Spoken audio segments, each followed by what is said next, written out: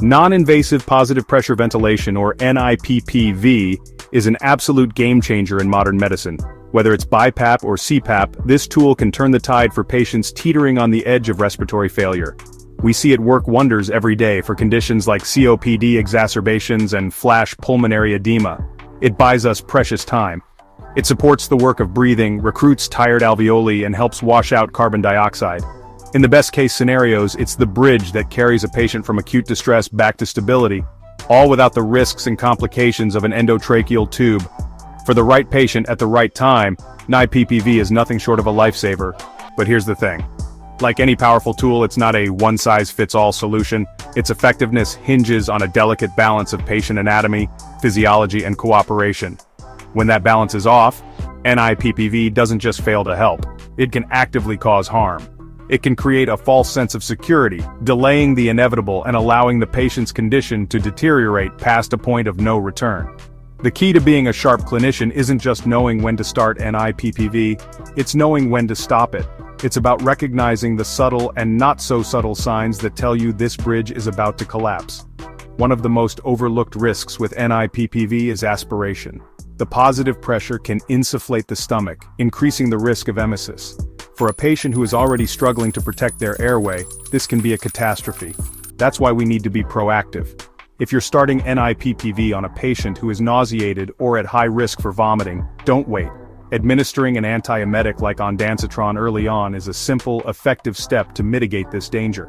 It's a small intervention that can prevent a massive complication, ensuring we don't trade one problem for another, more lethal one.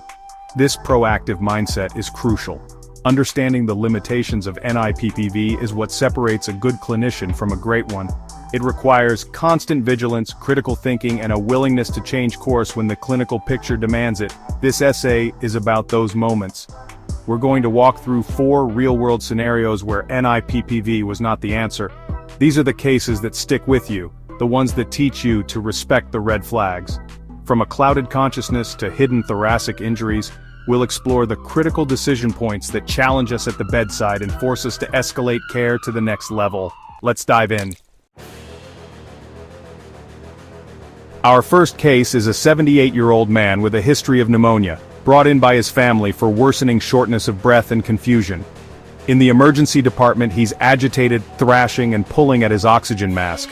His respiratory rate is 34, with audible wheezing. His oxygen saturation is a grim 85% on a non-rebreather.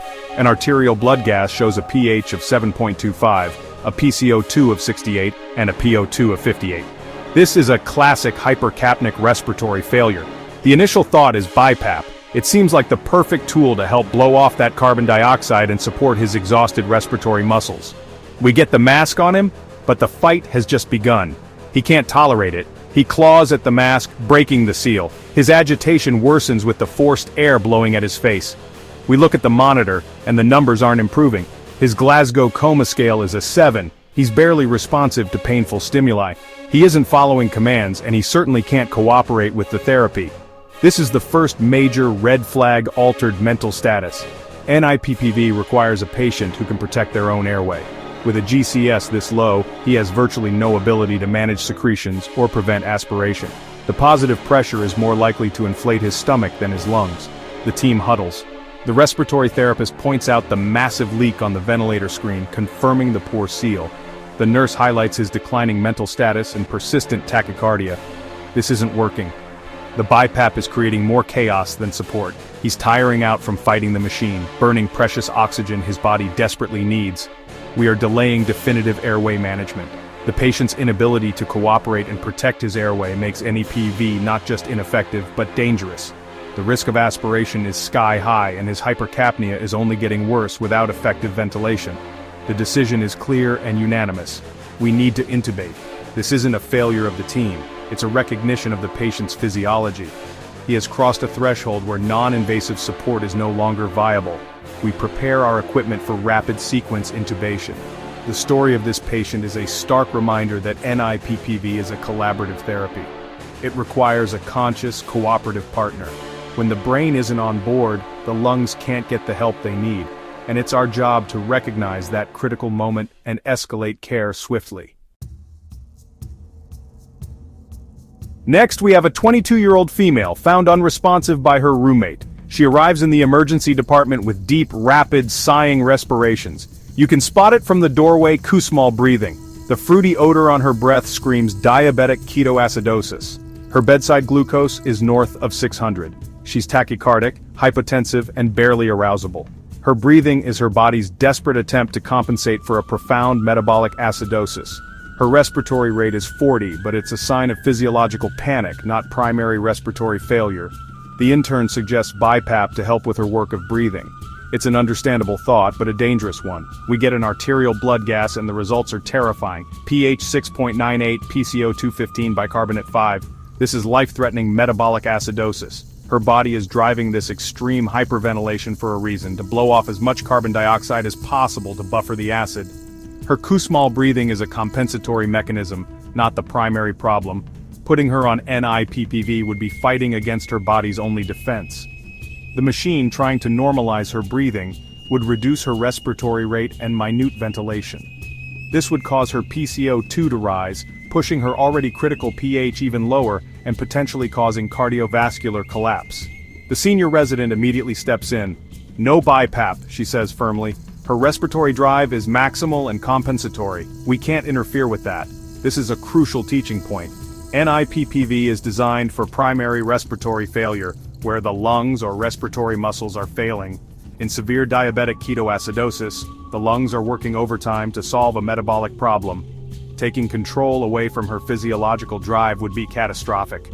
Her work of breathing is the only thing keeping her alive while we work to fix the underlying issue, the acidosis and hyperglycemia. Her mental status is also too low to safely manage a mask. The team's focus shifts immediately to the correct priorities: aggressive intravenous fluids, an insulin drip, and careful electrolyte replacement. The plan is to support her, not fight her. If her respiratory effort begins to fail from pure exhaustion before the acidosis is corrected, then intubation and mechanical ventilation become the necessary next step. In that scenario, we would take over completely, setting the ventilator to match her pre-intubation minute ventilation. This case perfectly illustrates that not all tachypnea is created equal. Understanding the why behind the breathing pattern is essential before applying any intervention. Our final cases involve anatomy. First, a 30-year-old male arrives after a bar fight, his face a swollen, bloody mess. He's in respiratory distress, but his mid-face is unstable and he's bleeding from his nose and mouth. NIPPV is suggested. But, how can we get a seal? A mask just won't fit over his swollen, fractured facial structures. Any pressure applied would be excruciatingly painful and worsen his injuries. The constant air leaks would render the therapy useless. This is a straightforward contraindication facial trauma. The anatomy simply doesn't allow for it.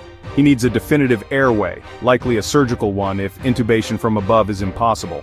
In the next room we have a 65-year-old woman with worsening hypoxia after a fall. Her chest x-ray was initially read as clear, so she was placed on BiPAP for what was assumed to be a pulmonary contusion. But she's getting worse. Her oxygen saturation is dropping and she's becoming more anxious and hypotensive on the machine. The positive pressure seems to be making her suffocate. A savvy nurse auscultates her lungs and notices absent breath sounds on the right side. This is the ultimate NIPPV red flag, an undiagnosed pneumothorax. The positive pressure from the BiPAP is forcing air into her pleural space, converting a small pneumothorax into a tension pneumothorax right before our eyes. This is a true medical emergency. The team immediately removes the BiPAP mask and prepares for a needle decompression followed by a chest tube. The positive pressure was directly harming her, expanding the pocket of air, crushing her lung and heart. This highlights the absolute necessity of a thorough physical exam and appropriate imaging before starting NIPPV. A hidden pneumothorax is an absolute contraindication, and the machine will accelerate the patient's decline. These two cases underscore that NIPPV is not a benign therapy. It interacts directly with the patient's anatomy, and when that anatomy is compromised, the results can be disastrous. From facial trauma to a hidden hole in the lung, these situations show why we must think beyond the monitor. We need to look at the patient, use our hands, and question everything. Is the mask fitting? Is the anatomy intact? Could there be an underlying injury we are missing? These questions lead us to the right path. Below is a quick checklist to keep in your pocket. Before you reach for that NIPPV machine, run through these points. They could help you avoid a critical error and ensure you are escalating care at precisely the right moment for your patient. When NIPPV will not work, a quick checklist. Altered mental status with a Glasgow Coma Scale less than 10. This means the patient cannot protect their airway. Hemodynamic instability like severe hypotension or unstable arrhythmias. Facial trauma, burns, or anatomy that makes it impossible to get a good mask seal. Undiagnosed pneumothorax, positive pressure will definitely worsen the condition. Copious secretions or vomiting, which brings a high risk of aspiration. Severe metabolic acidosis, for example, diabetic ketoacidosis, which interferes with compensatory hyperventilation. Patient agitation or non-cooperation. If the patient is fighting the therapy, it just won't work. And of course, failure to improve. If there's no improvement in gas exchange or work of breathing after 30 to 60 minutes, it's time to rethink your plan.